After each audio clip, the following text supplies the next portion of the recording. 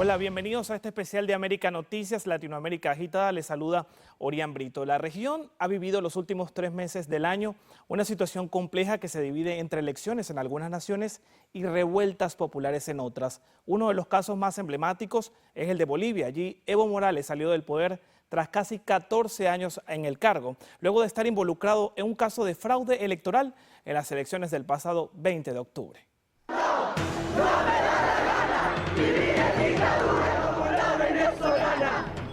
Bolivia tiene una nueva realidad política luego de 19 días de protestas ciudadanas que exigían una segunda vuelta que permitieran esclarecer lo ocurrido en la primera elección del 20 de octubre, en la que el escrutinio electoral fue suspendido abruptamente cuando mostraba una segunda vuelta entre Evo Morales y el opositor Carlos Mesa. Que se respete nuestro voto y que acepte la segunda vuelta para que de una vez se vaya. Vamos a vivir en una dictadura tal como se ha vivido en Cuba y Venezuela. No es una dictadura de un tirano. Este señor, nuestro presidente Evo Morales, que aún quiere estar en el poder y no le gusta dejar el poder. El candidato opositor Carlos Mesa, quien aspira a postularse a una próxima elección presidencial, una vez el nuevo gobierno responda a la necesidad de designar un nuevo tribunal electoral, aplaudió el respaldo de la protesta popular. El pueblo boliviano heroicamente ha dado una lección a América y al mundo de democracia. Los principales vocales del Tribunal Electoral boliviano están detenidos acusados de fraude electoral, mientras el Ministerio Público continúa su investigación. Delitos vinculados al fraude electoral, manipulación informática. La policía inició la cruzada con motines en varias partes del país.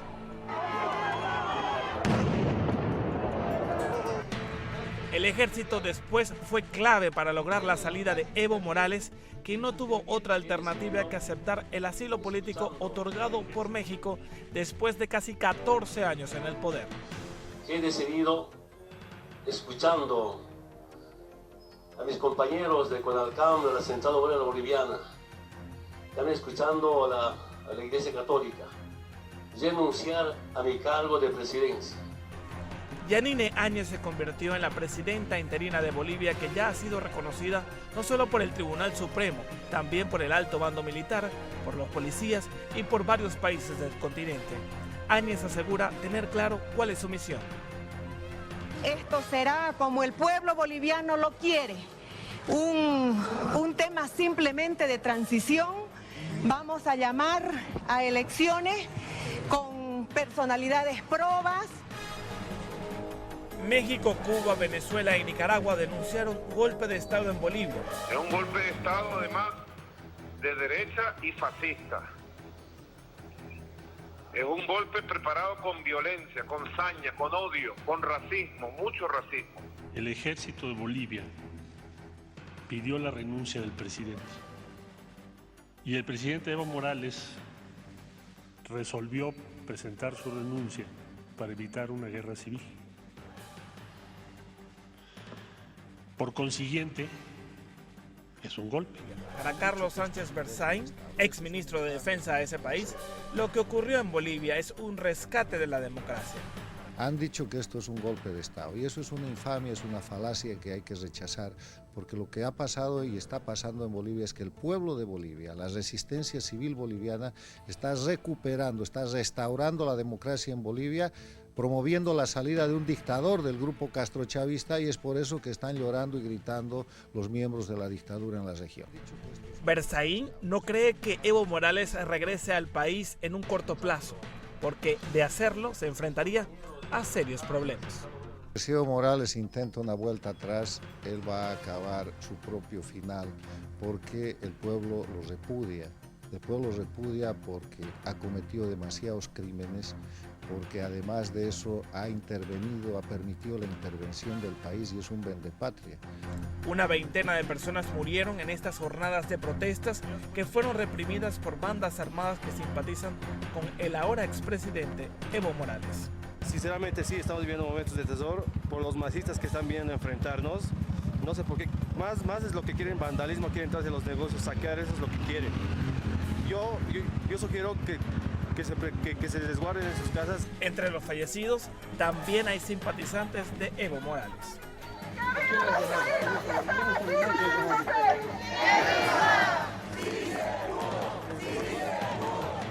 Una de las primeras decisiones del nuevo gobierno de Bolivia fue ordenar la expulsión de los más de 700 médicos cubanos que cumplían misión en ese país. ¡Vivan los colaboradores que regresan de Bolivia! El secretario de Estado Mike Pompeo celebró la decisión del nuevo gobierno. Bolivia anunció el viernes la expulsión de cientos de funcionarios cubanos de su país. Fue lo correcto. Cuba no estaba enviando médicos y funcionarios a Bolivia para ayudar al pueblo, sino para proteger al régimen pro-Cuba, encabezado por Evo Morales, quien buscó mantener su control sobre el poder mediante el fraude electoral. Bolivia ahora se une a Brasil y a Ecuador en reconocer la amenaza cubana a la libertad. En cada caso, estos gobiernos libres de interferencia externa han actuado para proteger su propia soberanía nacional y para defender los intereses de sus propios ciudadanos. Bravo, Bolivia. Para el analista y profesor universitario Eduardo Gamarra, las revueltas populares en Bolivia son un resurgir popular. Lo que se ha dado en Bolivia, sin embargo, es una efervescencia popular que no se veía en mucho tiempo.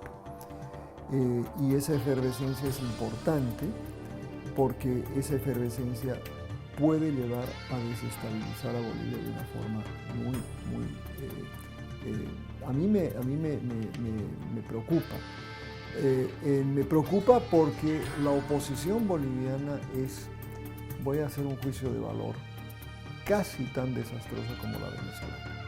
Bolivia enfrenta un nuevo reto, recuperar la institucionalidad y preparar nuevas elecciones. Carlos Mesa aspira a competir en esta nueva contienda electoral, pero para Eduardo Gamarra no es la mejor opción para enfrentar la reconstrucción del país.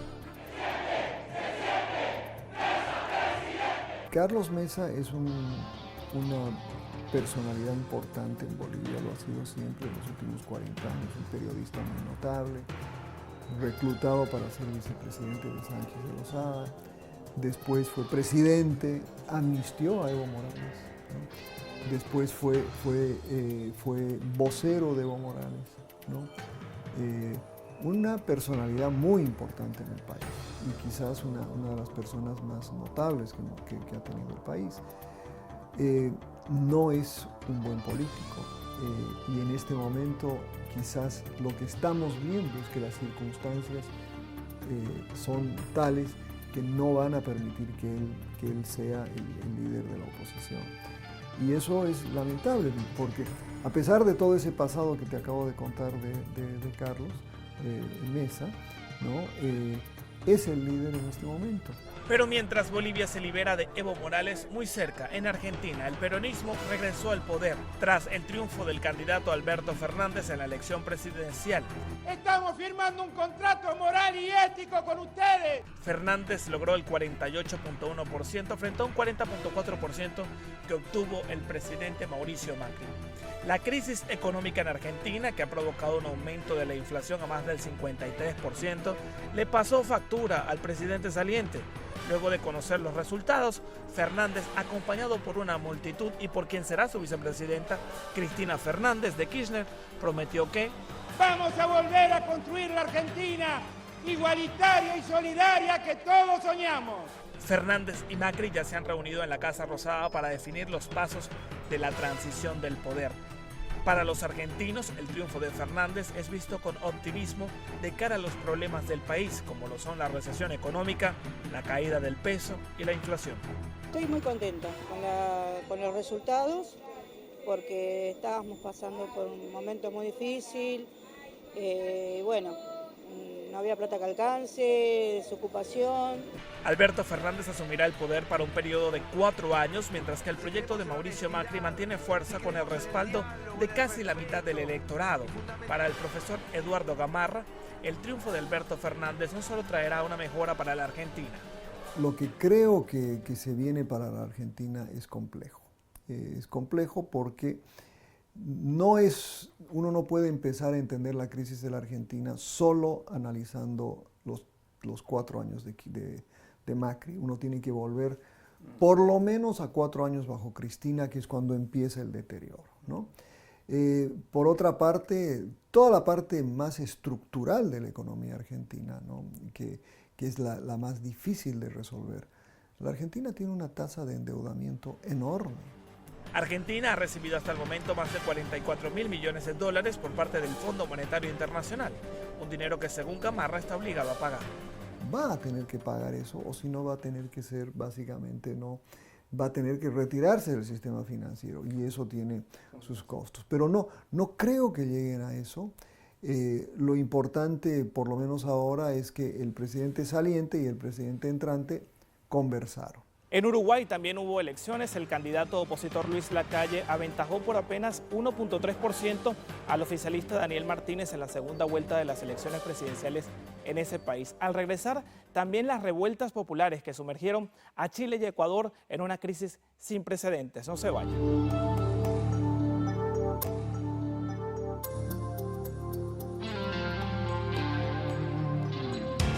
Estamos de vuelta en este especial de América Noticias, Latinoamérica agitada, y nos vamos a Chile, que vive el estallido social más complejo de su historia democrática. Las revueltas de calle han dejado una veintena de muertos, miles de detenidos y millonarias pérdidas.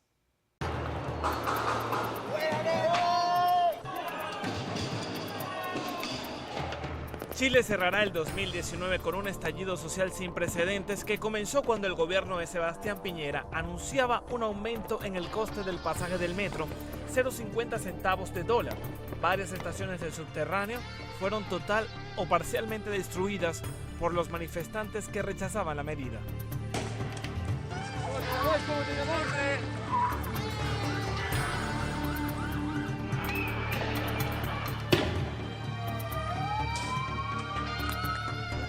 Para muchos chilenos que sentían orgullo de su sistema metro expresaron que la destrucción de estas estaciones por la protesta despertó tristeza entre la gente.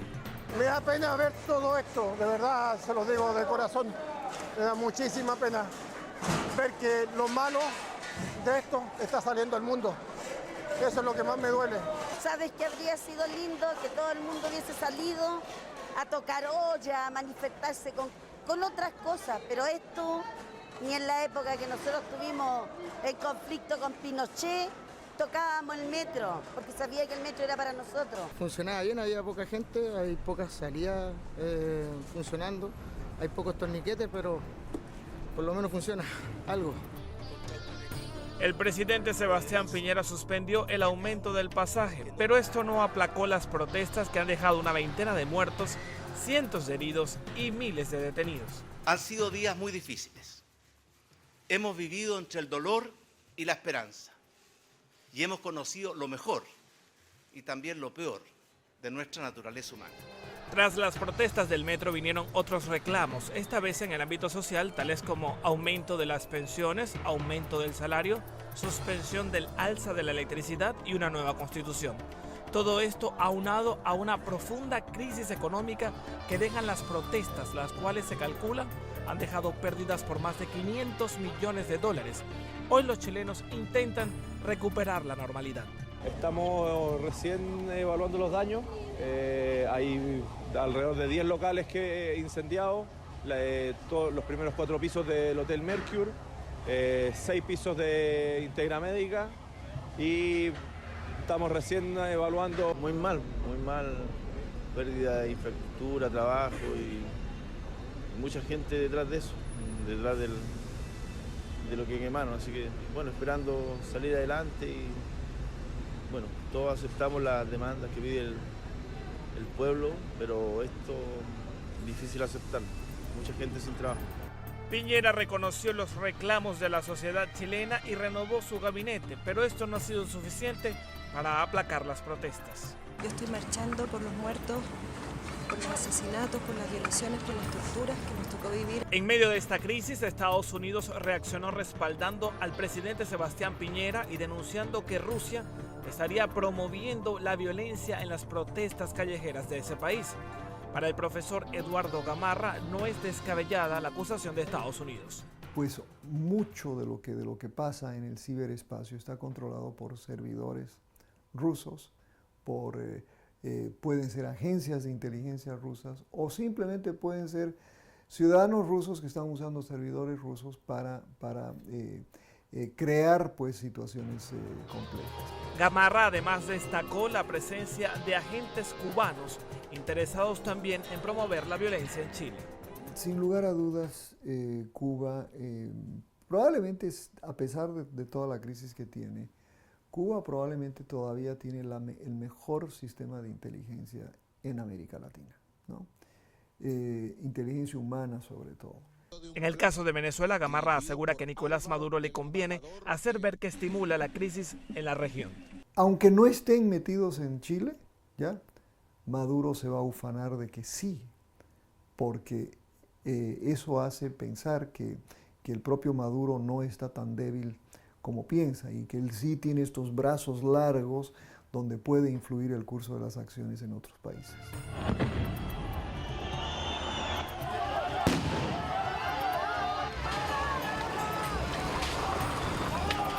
Colombia no escapó de las revueltas. Los reclamos por las políticas económicas del presidente Iván Duque impulsaron una protesta pacífica que terminó en enfrentamientos en la Plaza Bolívar de Bogotá.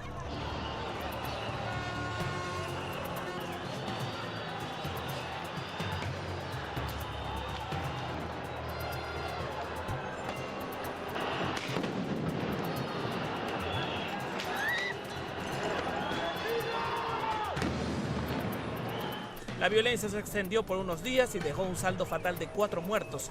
59 venezolanos fueron expulsados por impulsar los actos vandálicos en ese país. El presidente Iván Duque convocó a una gran mesa de diálogo para intentar atajar la crisis de su país. Queremos una mesa donde escuchemos las ideas de la lucha contra la corrupción. Queremos tener mesas donde escuchemos también las expresiones de todos los colombianos relacionados con el medio ambiente. Queremos tener la posibilidad de hablar de los temas de educación a profundidad. ¡El gobierno no hace nada!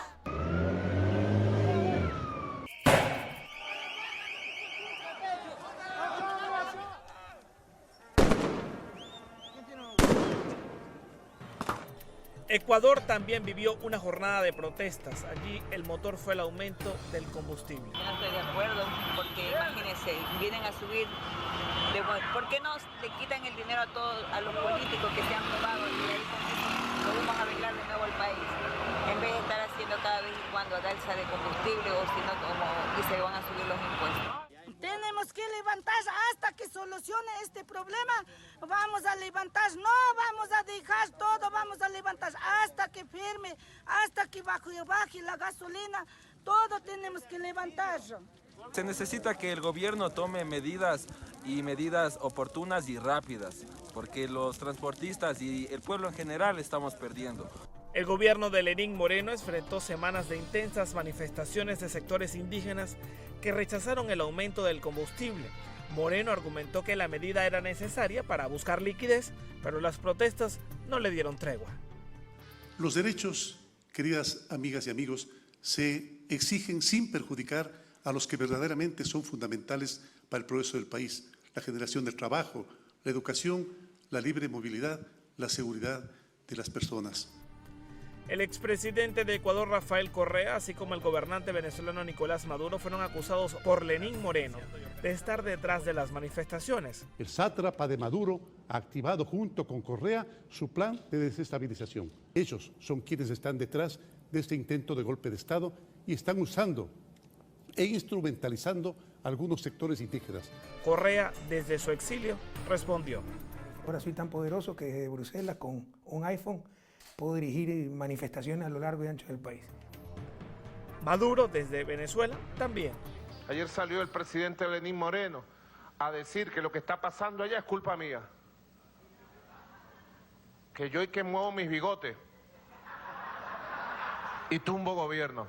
La suspensión del aumento del combustible en Ecuador, luego de establecerse una mesa de diálogo entre el gobierno de Lenín Moreno con grupos indígenas, desató la celebración de los ecuatorianos, mientras que el presidente Moreno reiteró sus acusaciones en contra de Nicolás Maduro y de Rafael Correa. Derogatoria del 883.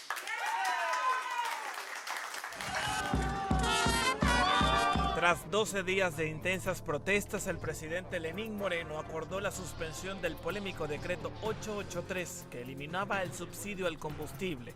Moreno sugiere modificarlo y activar uno distinto. Un nuevo decreto perfeccionado que permita canalizar los recursos precisamente hacia quienes más lo necesitan. El anuncio de la suspensión del aumento del combustible desató la celebración en las calles ecuatorianas. Los ciudadanos de ese país celebraron el respaldo que el movimiento indígena le dio a la protesta. Para nosotros es una alegría porque podemos tranquilamente hoy sí respirar y descansar después de tantos días de muerte, tantos días de masacre y de muchas cosas. ¡Que viva el Ecuador! Ya estamos celebrando, más que celebración es agradecimiento al pueblo indígena que nos supo representar y ayudar, porque esto es ganancia para todo el pueblo. Lenín Moreno no perdió la oportunidad para denunciar nuevamente a los seguidores del expresidente Rafael Correa, que según el mandatario habrían impulsado la violencia en las manifestaciones que dejaron 7 muertos, 1.340 heridos y más de 1.150 detenidos según la Defensoría del Pueblo. No es casualidad, queridos compañeros, que ellos hayan salido a sembrar el caos, a convertir casi en una situación apocalíptica el sitio por donde pasaban.